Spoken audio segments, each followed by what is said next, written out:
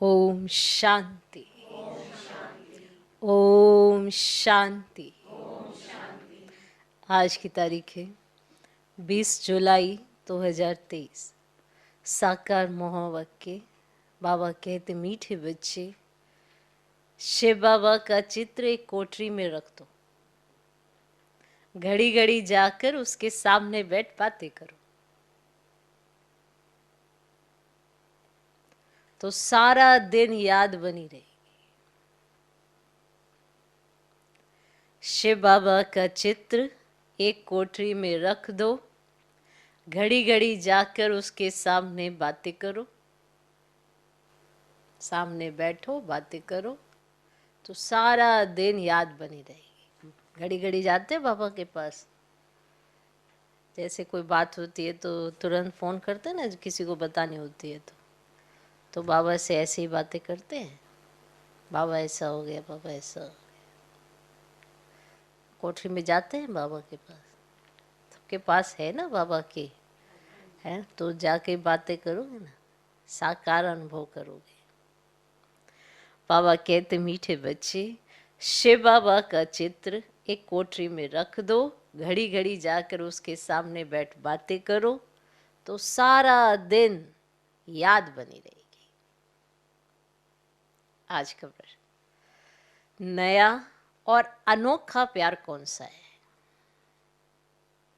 नया और अनोखा प्यार कौन सा है जिसकी अनुभूति केवल संगम पर ही होती है?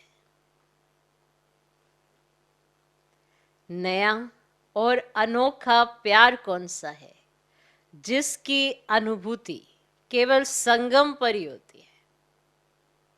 उत्तर, विचित्र बाप के साथ प्यार करना, यह है नया प्यार। विचित्र बाप के साथ प्यार करना, यह है नया प्यार। तुम जानते हो, निराकार विचित्र बाबा इस साकार में आया हुआ है। हम उनके सामने बैठे, हमें संगम पर डायरेक्ट ईश्वर का प्यार मिलता है। यह है नया और अनोखा प्यार। नया और अनोखा प्यार। सारा कल्प देहधारियों से प्यार किया, अब विदेही बाप से प्यार करना है। ऐसा प्यार संगम पर ही होता है। ऐसा प्यार संगम पर ही होता है। नया और अनोखा प्यार कौन सा है जिसकी अनुभूति केवल संगम पर ही होती है? उत्तर, विचित्र बाप के साथ प्यार करना, यह है नया प्यार। तुम जानते हो, निराकार विचित्र बाबा इस साकार में आया हुआ है। हम उनके सामने बैठे हैं, हमें संगम पर डायरेक्ट ईश्वर का प्यार मिलता है। यह है नया और अनोखा प्यार। सारा कल्प देहधारियों से प्यार किया, अब विदेही बाप से प्यार करना है। ऐसा प्यार संगम पर ही होता है। आज का गीत है, कौन आया मेरे मन के द्वारे। ओम शांति। बच्चे जानते हैं कि बेहद का बाप विचित्र है, और अभी एक नया प्यार लेकर के हम बाबा के पास बैठे हैं, वह आए हैं। इसको नया प्यार कहते हैं। ईश्वर का प्यार सिर्फ एक बार बच्चों को मिलता है। बच्चे समझ सकते हैं, बरोबर परम पिता परमात्मा को हम सब याद करते हैं। वह बैठ बच्चों को पढ़ाते हैं। वह निराकार विचित्र बाबा इसमें आया हुआ है। परम पिता परमात्मा हम आत्माओं का बाप है। हम अभी उनको जान पहचान गए हैं। ये प्यार भी अनोखा है। वैसे तो हमेशा देहधारी को ही प्यार किया जाता है। यह है विदेही बिगर देह के। हम उनके सामने बैठे हैं, वे बहुत प्यार से आकर पढ़ाते हैं, तो नई बात हुई ना। आगे जो आशाएं थी, धन मिले, महल मिले, वे सब आशाएं बदल गई हैं। सारी दुनिया में अभी तुम्हारी जो आश है बदली हुई है। हम अभी बाबा से विश्व का मालिक बनने का पुरुषार्थ कर रहे हैं। अभी तुम सम्मुख बैठे हो, जानते हो वही सब आत्माओं का बाप पतित पावन शिव है। याद भी उनको ही करते हैं। अभी तुम बच्चे सम्मुख बैठे हो, दिल में उमंग है, बेहद के बाप से बेहद का वर्षा लेना है। कितना विचित्र, अनोखा, वंडरफुल बाबा है ये, और कोई नहीं जानते, सिर्फ तुम ही जानते हो। बाप कैसे आकर अपना बनाकर फिर पढ़ाते हैं। तो ऐसी क्या युक्ति करें जो घड़ी घड़ी बाप को याद करते रहे। बाप राय देते हैं, हर एक अपने घर में शिव का चित्र रख दो। शिव बाबा का चित्र देख समझेंगे तो बेहद का बाबा पतित पावन आया हुआ है, पावन दुनिया स्थापन करने। उनसे हम अभी 5000 वर्ष पहले माफिक वर्षा ले रहे हैं, स्वर्ग के स्वराज्य का। आत्मा जानती है हम स्वर्ग में जाकर शरीर के साथ राज्य करेंगे, जो बात कभी स्वप्न में भी नहीं थी। वह आया है, तो एक कोठरी अपनी बनाए, शिव का चित्र रख, उसमें लिख देना चाहिए बाबा आया हुआ है। उनको आना ही है ना स्वर्ग की स्थापना करने, नरकवासियों को स्वर्गवासी बनाने। घड़ी घड़ी शिव बाबा को देखते रहेंगे तो याद रहेगी। चित्र गले में भी डाल देते हैं, पति का चित्र भी गले में डाल देते हैं ना। तुम बच्चों के लिए भी तैयार करा रहे हैं चित्र गले में डालने के लिए, तुम बच्चों के लिए भी तैयार करा रहे हैं। पारलौकिक बाप को याद करना बड़ा अनोखा है, और सभी की याद को समेट एक को याद करना है।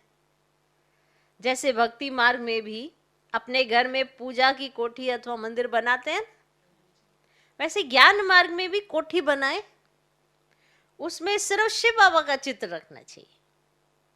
मनुष्य समझते हैं ब्रह्मा कुमारियों की मुरली विकार से छुड़ाती है। अरे यह तो अच्छा है ना। पावन बनने लिए जरूर विकारों को तो छोड़ना होगा।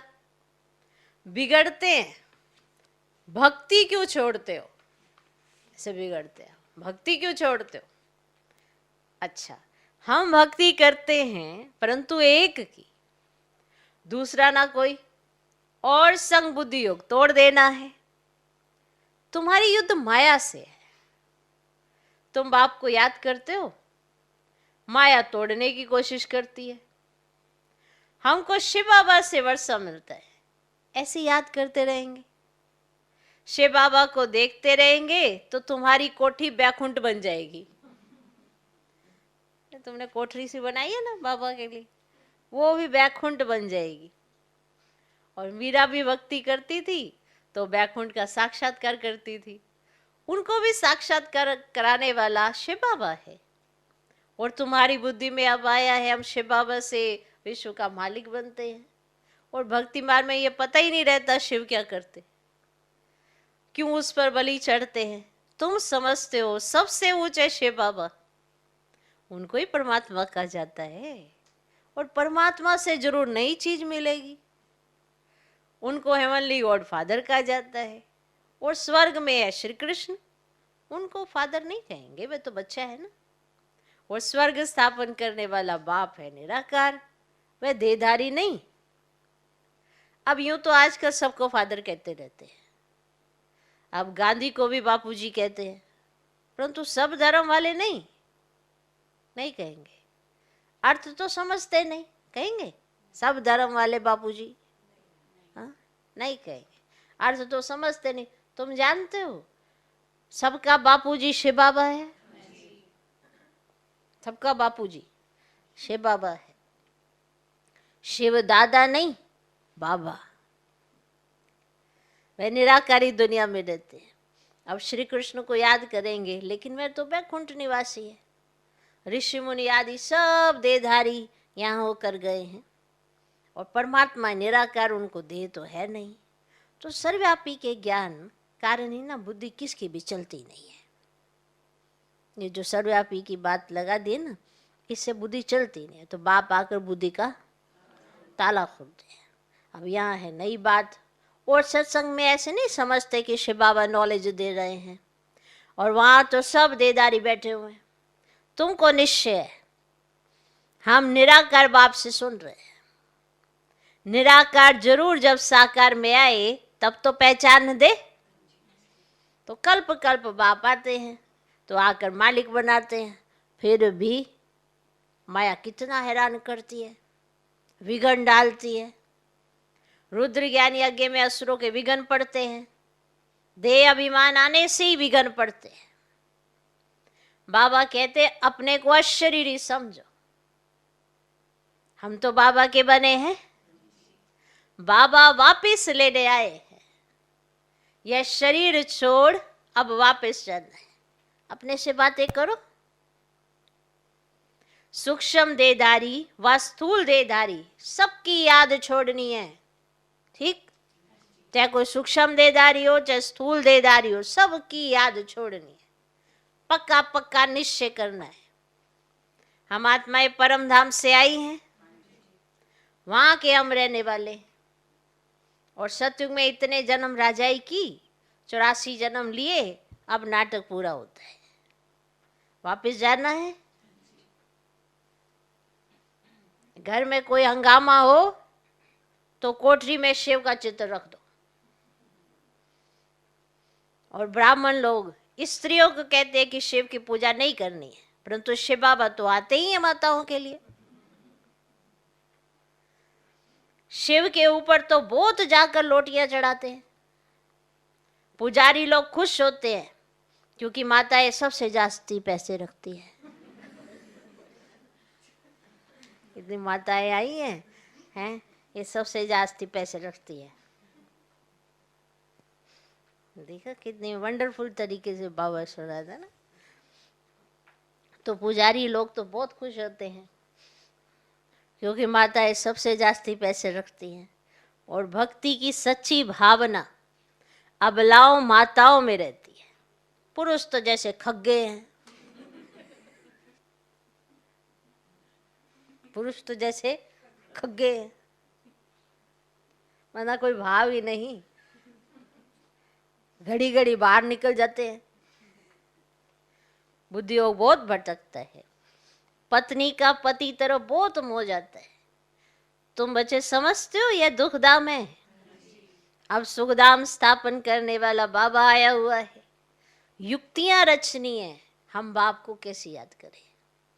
उनको इन आंखों से तो नहीं देखा जाता। अब ये आत्मा कहती है हमारा शिव बाबा बाप है, और शिव का चित्र देखने से बड़ी खुशी होगी। तुम बच्चों का योग भी अव्यभिचारी चाहिए। शिव का चित्र रख, घड़ी घड़ी याद करते रहो। ठीक। और बाबा ने अपना मिसाल बताया था। लक्ष्मी नारायण के चित्र से हमारा कितना प्यार था। तो बाबा अपना सुना रहे, लक्ष्मी नारायण का चित्र देख मुझे बड़ी खुशी होती थी, बहुत प्यार था। फिर एक दिन ख्याल आया कि लक्ष्मी दासी बन पांव दबा रही है, ऐसे तो ठीक नहीं है। तो आर्टिस्ट को कहा इससे लक्ष्मी को तो मुक्त कर दो। माने ये पांव दबाने वाला लक्ष्मी का चित्र नहीं चाहिए, नारायण का चित्र ही रखो। इससे लक्ष्मी को तो मुक्त कर दो। बाकी नारायण का चित्र पॉकेट में पड़ा रहता था। एक पॉकेट में, एक मुरादी के बॉक्स में। घड़ी घड़ी चित्र देखता रहता था जैसे मस्त, परंतु गुप्त करता था, कोई देखे नहीं। नहीं तो कहेंगे ये क्या करता है। तो पहले श्री कृष्ण से प्यार था, फिर उनको छोड़ विष्णु से हो गया। जैसे भक्ति नोंदा होती है ना, वैसे ये याद भी नोंदा होनी चाहिए। और जिससे प्राप्ति बहुत भारी है, उनसे तो कुछ नहीं, अल्पकाल के लिए थोड़ा सुख मिलता है, फिर दूसरे जन्म में मेहनत करनी पड़े। भक्ति में, धंधे आदि में मेहनत लगती है, कमाओ तब खाओ। और बाबा तुमको इस एक जन्म में इतनी मेहनत कराते हैं जो 21 जन्म प्रारब्ध भोगते रहेंगे। कुछ मेहनत करने की दरकार ही नहीं रहेगी, 21 जन्म सदा सुखी रहेंगे। तो ऐसा बाप जो पुरुषार्थ करना सिखलाते हैं, उनको तो याद करना चाहिए ना। कहते हैं श्वासोश्वास याद करो। गुरु लोग अपने शिष्यों को कहते हैं माला फेरो, राम राम करते रहो। बस राम राम जपते जपते रोमांच खड़े हो जाते हैं, राम राम की मस्ती में झूलते हैं, तो जैसे कि राम की पुरी में पहुंच गए। तुमको तो बाबा कहते हैं एक शिव बाबा की याद का अजपक जाप करो और कुछ याद नहीं। परंतु माया भी सामना करती है। भक्ति मार्ग में थोड़ी माया सामना करती है। यह है माया और ईश्वर के बच्चों की युद्ध। नाटक भी बनाते हैं ना, भगवान ऐसे कहते हैं, माया ऐसे कहती है। अब यह संगम युग, माया के उल्टे सुलटे संकल्प विकल्प तो बहुत आएंगे, आते रहेंगे। तूफान ऐसा जोर से लगता है जो मनुष्य को भी उड़ाकर दूर फेंक देता है, इतनी तेज तूफान आता है। और यह फिर माया रावण का तूफान है। उनसे बचने की युक्तियां तो बाबा बताते रहते हैं। तुम कहेंगे हमको परम पिता परमात्मा राजयोग सिखलाते हैं। तुमसे कोई पूछे तुमको ये सन्यास किसने कराया, गुरु कौन है, बोलो परम पिता परमात्मा। ऐसा कोई नहीं होगा जिसको भगवान आकर सन्यास कराए। वह सब मनुष्य मनुष्य को कराते हैं। यहाँ बाप आकर कहते हैं देह सहित जो भी संबंध है उनको छोड़ो, इस पुरानी दुनिया का त्याग कर नई दुनिया को याद करो।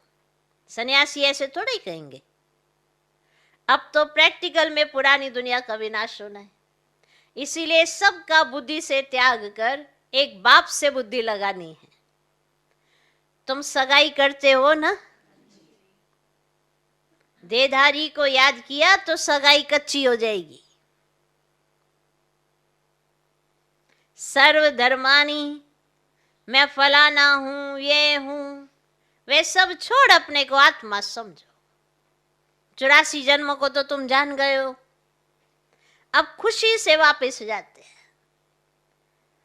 ताली बजानी चाहिए। हम आत्माएं एक शरीर छोड़ दूसरा लेती है, अपने को देही समझना है। हम आत्मा पहले पहले गोरी थी, फिर 84 जन्म लिए, अब वापिस जा करके फिर आए स्वर्ग में राज्य करेंगे। ये स्वदर्शन चक्र फिराना कितना सहज है। शिव का चित्र तो पॉकेट में पड़ा रहे। बाबा आप आए हो, कितने मीठे हो। हमारे बाबा हो ना, ऐसी ऐसी बातें करनी चाहिए। श्री कृष्ण के साथ भक्ति मार्ग में भी ऐसी बातें करते थे ना। श्री कृष्ण का चित्र हो तो उससे ऐसी ऐसी बातें करते थे। अब तो डायरेक्ट कर सकते हो। शिव का फर्स्ट क्लास लॉकेट सोने चांदी का बनाएंगे, गरीबों को सोने का और साहूकारों को चांदी का देंगे। ये माताएं बड़ी मीठी है। गांव वालों में भाव अच्छा रहता है। साधारण बच्चों को देख बाबा भी खुश होते हैं। श्री कृष्ण को गावड़े का छोरा कहते हैं ना। अब श्री कृष्ण तो गावड़े का छोरा बन ही ना सके, वह तो स्वर्ग का मालिक है। इनकी और श्री कृष्ण की बातें मिक्स कर दी हैं। गावड़े का पूरा अनुभव इनको है। तो शिव बाबा व श्री कृष्ण गावड़े का छोरा बन ना सके, ना शिव बाबा ना श्री कृष्ण। हाँ, यह छोटेपन में था। ब्रह्मा बाबा दादा पलई गावड़े में हूं, मैं पला ही गावड़े में हूँ। तो इस साधारण तन में फिर बाप ने आकर प्रवेश किया है और बाबा ने मुख्य बात समझाई कि सारा मदार है याद पर। याद कभी भूलनी नहीं चाहिए। लौकिक बच्चा थोड़ी कभी कहेगा मैं बाप को भूल जाता हूँ।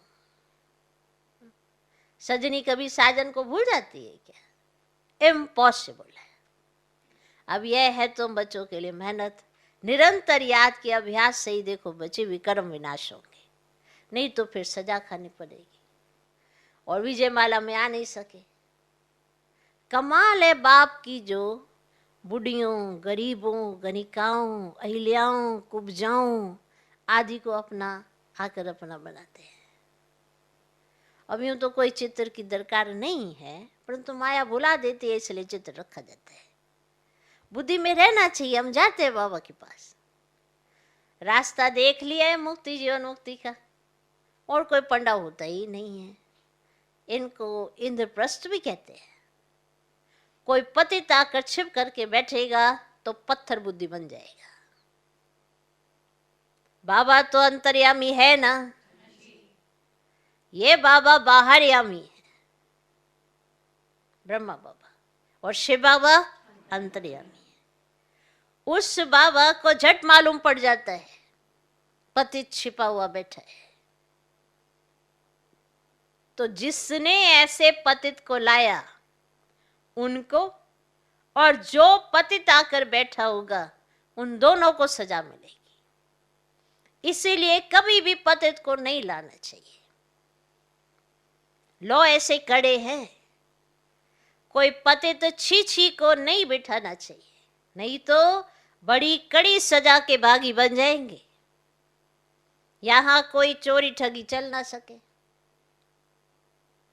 पाप और पुण्य का हिसाब किताब धर्मराज के पास रहता है ना। अच्छा, मीठे मीठे सिकिलधे बच्चों प्रति माता पिता बाप दादा का याद प्यार और गुड मॉर्निंग। रूहानी बाप की रूहानी बच्चों को नमस्ते।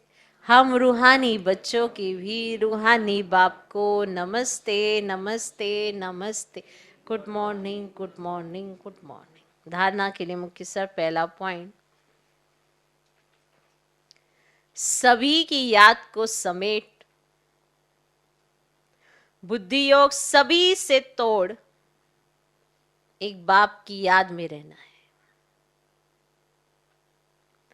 सभी की याद को समेट बुद्धि योग सभी से तोड़ एक बाप की याद में रहना है। शिव बाबा की कोठी बनाए, उनकी अव्यभिचारी याद में बैठना है। शिव बाबा की कोठी बनाए, उनकी अव्यभिचारी याद में बैठना है। दूसरा पॉइंट, अपने आप से मीठी मीठी बातें करनी है। अपने आप से मीठी मीठी बातें करनी है। हम पहले कितने सुंदर थे, फिर 84 जन्म लिए, अब खुशी से वापस जाते हैं। ऐसे अपने साथ बातें कर स्वदर्शन चक्र फिराना है। अपने आप से मीठी मीठी बातें करनी है। हम पहले कितने सुंदर थे, फिर 84 जन्म लिए, अब खुशी से वापस जाते हैं। ऐसे अपने साथ बातें कर स्वदर्शन चक्र फिराना है। आज का वरदान, स्वचिंतन और स्वदर्शन द्वारा हीरे समान अमूल्य जीवन का अनुभव करने वाले बेदाग भव। स्वचिंतन और स्वदर्शन द्वारा हीरे समान अमूल्य जीवन का अनुभव करने वाले बेदाग भव। हीरे समान अमूल्य जीवन का अनुभव करने के लिए सदा स्वचिंतन करो और स्वदर्शन चक्रधारी बनो। क्योंकि हीरे को दागी बनाने वाली केवल दो बातें हैं, एक परदर्शन, दूसरा परचिंतन। परदर्शन, दूसरा परचिंतन, यही दो बातें संग के रंग में स्वच्छ हीरे को दागी बना देती है। यही दो बातें संग के रंग में स्वच्छ हीरे को दागी बना देती है। इसीलिए इस मूल बीज को समाप्त कर स्वचिंतन करो और स्वदर्शन चक्र फिराओ, तो धूल और दाग लग नहीं सकता। सदा बेदाग सच्चा हीरा, चमकता हुआ अमूल्य हीरा बन जाएंगे। आज का स्लोगन, विचित्र बाप के चित्र और चरित्र को याद करने वाले ही चरित्रवान हैं। विचित्र बाप के चित्र और चरित्र को याद करने वाले ही चरित्रवान हैं। माना बाबा का चित्र स्मृति में सदा रहे तो अपनी स्थिति भी बाप समान वैसी बन सकती है, क्योंकि निरंतर याद आएगा कि बाप कौन है, कैसा है। फिर बाप का चरित्र, चित्र और चरित्र, तो ये भी याद आएगा कि मुझे कैसा बनना है। जैसा बाप वैसा बच्चा, तो वही संस्कार मुझ में होने चाहिए, तो हम चरित्रवान बन जाएंगे। हर एक बनना चाहता है, पर बनने के लिए प्रयास क्या कर रहा है। तो ये बहुत सहज विधि है कि विचित्र बाप के चित्र और चरित्र को याद करने से ही चरित्रवान बन जाएंगे। तो बनना है चरित्रवान, तो ये स्मृति में रहे। ओम शांति।